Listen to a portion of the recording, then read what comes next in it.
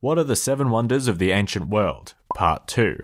Hey guys, Culture here. Today we're going to be finishing off our discussion on the 7 wonders of the ancient world. After leaving so long between the episodes, I wouldn't be surprised if the list has changed by now. I don't get why you're so sassy about this, Crash. It's only been like a month. That's 1 month left for me to build a legacy before I pass into the next world, Culture. And with my diet of Doritos and Monster Energy drink, I doubt I'm going to make it past 40. I need to know how to cement my place in this world now! Or, you could change your diet. Be realistic.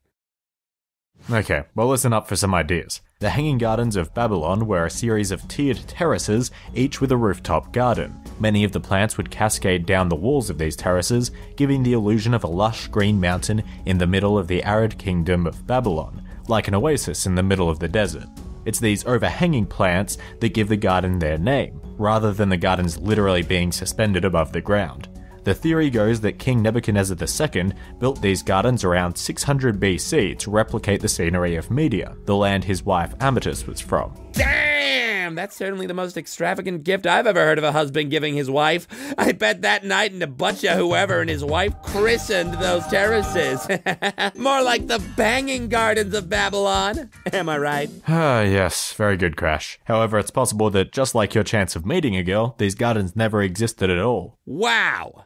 Way to rub it in. Seriously though, some scholars believe the Hanging Gardens were more of a poetic creation, since no Babylonian records exist of their construction. This is despite the fact that a complete list of Nebuchadnezzar's other constructions has been discovered. However, although the beauty of these gardens may not have existed in Babylon, they may have instead existed in the ancient city of Nineveh. The evidence is quite convincing. Firstly, only one author mentions Nebuchadnezzar by name. All others simply refer to an Assyrian king. This could be the Assyrian king Sennacherib, who built many structures at the Akkadian capital of Nineveh.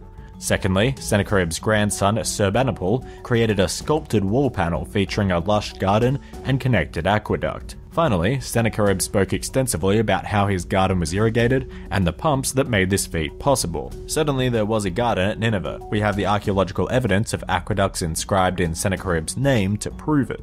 The only question is whether this garden was the fabled Hanging Gardens. The translation oddity that makes this possible is that Babylon is not only the name of a city, it also means Gate of the Gods. This term could be applied to many cities in the area, not least of which was Nineveh, since Sennacherib literally named his city gates after gods. So Nebuchadnezzar was just a big liar?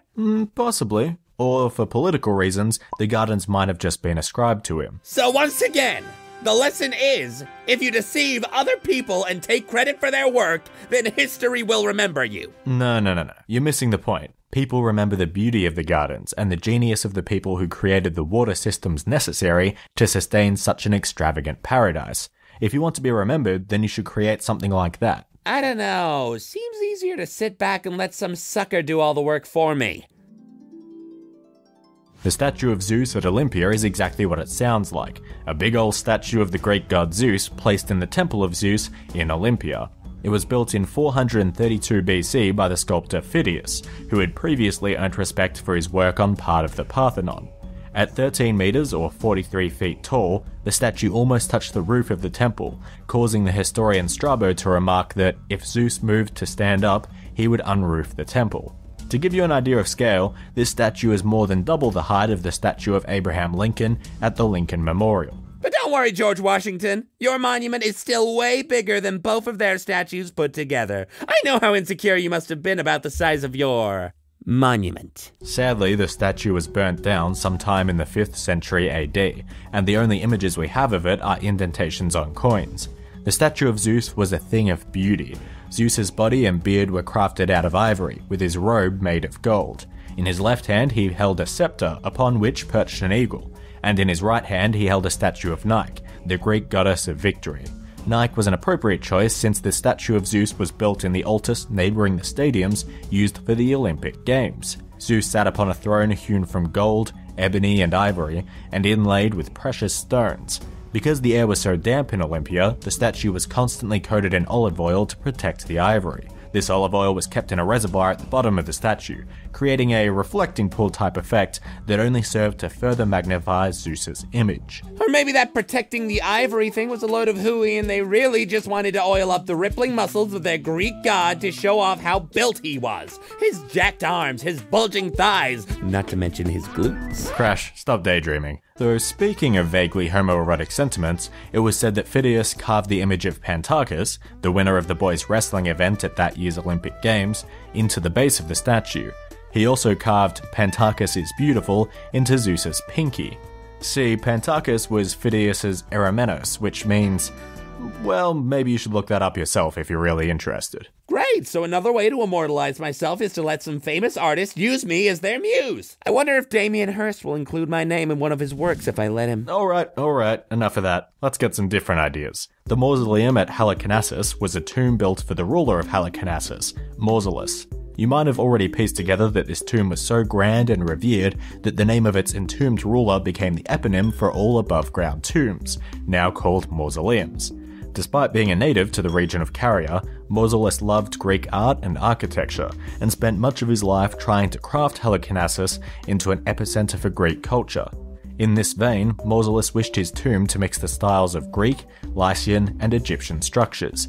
His wife and sister, Artemisia, carried out Mausolus' design following his death, and hired the finest sculptors she could, including a familiar name, Scopas of Paris, the guy who rebuilt the Temple of Artemis. Even after Artemisia's death, the artisans finished the tomb due to the sheer artistry of the design and their fervent desire to see it completed. Good on them! Personally, I slack off as soon as the boss turns his back. In fact, if the boss died, I'd have broken into the cash register before his coffin was in the ground. Oh, how I wish you were kidding. This mausoleum was decked out in every conceivable manner. The entire structure was built on a stone platform inside a courtyard whose walls were guarded by statues of warriors riding horses. The tomb itself was square in shape, constructed of marble and carved with tableaus of mythological Greek fights. On top of the tomb were 36 columns and a massive block which supported the mausoleum's roof, each column having a sculpture between it and the next. The roof was a stepped pyramid comprising 24 levels and topped with the most famous feature of the mausoleum, a sculpture of a 4-horse chariot containing the likenesses of Mausolus and Artemisia within. All up, the mausoleum totaled around 43 meters or 140 feet in height. That's a pretty nice way to be remembered. Make a giant tomb that everyone has to look at so that no matter how hard they try, they can't forget about you. I'd like my tomb to have one whole wall as a plasma screen TV that just loops footage of me saying, I, Crash the Great, am buried here. Kneel and pay your respects, losers. The mausoleum at Halicarnassus stood for around 17 centuries, from 350 BC till the end of the 14th century AD. A series of earthquakes in the 13th century shattered the columns holding the roof aloft, and left only the base of the mausoleum intact. Crusaders recycled the marble for use in their own fortifications, composing part of Bodrum Castle. In fact, the modern-day town of Halicarnassus is now called Bodrum, and the castle, complete with marble slabs from the mausoleum, can still be seen. Many of the sculptures were salvaged, or pillaged depending on your view, by the invading Crusaders as well. Around 1700, the British ambassador visited the castle and obtained the statue's remaining fragments, which can now be viewed at the British Museum. But I don't want to be remembered as just some broken relic culture. I want to stand the test of time. All of these supposed wonders were broken down eventually or were destroyed by other people. What do I have to do to really leave my mark on the world? Well, not all of the wonders were destroyed. The final wonder, the Great Pyramid of Giza, still remains standing to this day. The Great Pyramid of Giza is by far the most astounding of the 7 ancient wonders, in terms of sheer size, durability, construction, and splendor. Standing at around 147 meters or 481 feet tall at the time of its construction, the pyramid was the tallest man-made structure in the world for 3,800 years, from its construction in 2560 BC until the construction of the Lincoln Cathedral in 1311. The Great Pyramid is also known as the Pyramid of Khufu, since it is widely accepted to be the tomb of the Egyptian pharaoh Khufu. In fact, the Pyramid of Khufu is actually part of a necropolis of other pyramids, graveyards, and funerary temples, all located southwest of the modern-day city of Cairo on the Giza Plateau. Each of these other pyramids was also built to house the bodies and treasures of people important to Khufu and his descendants. See, this is the issue. Structures like that just don't get built anymore because we don't have enough slaves to do all the heavy lifting under the guidance of a tyrannical leader. I want it to be said that I only read that because you wrote it into the script. That's not my opinion. Are you suggesting that we should bring back slavery? Whoa, I never said that. It's just,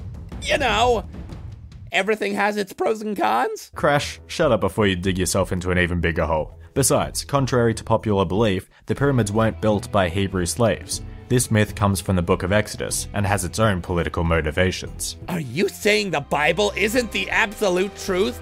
Now who's digging themselves a hole? Although slaves did exist in Egypt, the Pyramid of Khufu and other Egyptian monuments were actually built by a combination of skilled and unskilled Egyptian laborers, who were paid amply for their time and considered working on such monuments to be an honor. Now, I'll admit it's not all roses. Many of the workers were forced into labor in order to pay off their debts and offered false promises of favored treatment in the afterlife, but they certainly weren't slaves. No way! I don't believe you! The pyramids were built by slaves and aliens, and you can't tell me otherwise! Oh jeez, not the alien theory. Look, it's true that there are some amazingly precise details in the design of the Pyramid of Khufu, but they have nothing to do with extraterrestrial beings. Proponents of this theory usually refer to how the sides of the pyramid face in the 4 cardinal directions, and have almost exactly 90-degree corners. The method for achieving these feats is actually relatively simple. A lot of time, a lot of workers, and a heck of a lot of planning, with a 1-to-1 scale plan drawn out on the side of the pyramid. Most of the grandeur of the Pyramid of Khufu can be attributed to just how large it is. The pyramid is estimated to contain 2.3 million blocks of stone,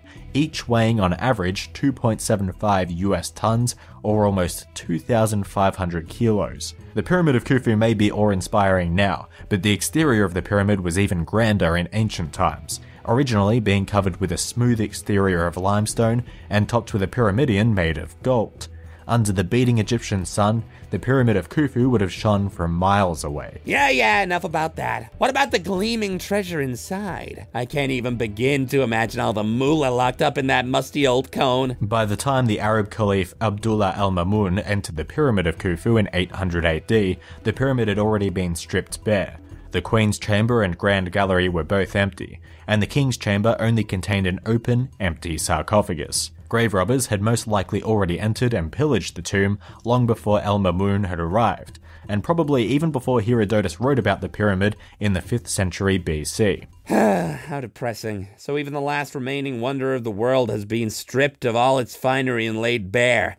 That leaves me with nothing, Culture. Nothing to tie my name to. Nothing that I can count on to carry my legacy forward so that future generations can know how truly awesome I was. The physical structures of these wonders may have degraded, but their legends live on through stories because of how grand they were. If you really want to leave your mark on this world, you shouldn't aim to craft something indestructible. Rather, you should try to live your life in a way that the people around you will speak highly of you and carry your name into the future. And that's what you're doing right now. This channel is your legacy, Crash, and hopefully it'll stand the test of time. This is my legacy? I'm doomed to obscurity! See you all next week. If you enjoy what we do here at CultureCrash, please consider supporting the show via our Patreon, where we have a bunch of awesome rewards, or by checking out our online store. All links are in the description below.